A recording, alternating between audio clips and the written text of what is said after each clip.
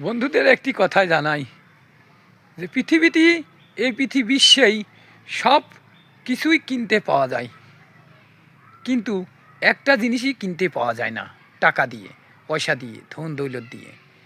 ধন দৌলত থাকলেও একটা জিনিসই পাওয়া যায় না, সেটা হচ্ছে কি বন্ধুরা? সেটা হলো সুখ।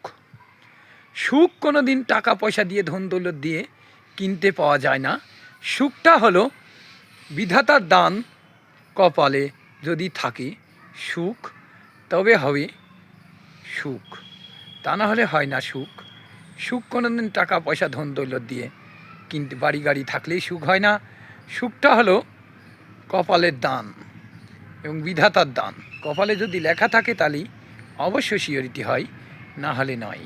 ধরে গেলাম তাই বন্ধুদের উদ্দেশ্যে যে সুখ কখনো টাকা পয়সা দিয়ে কিনতে পাওয়া যায় না, এবং সুখ কোনো দিন চাইলেই পাওয়া যায় না, বাজারে বিক্রি হয় না।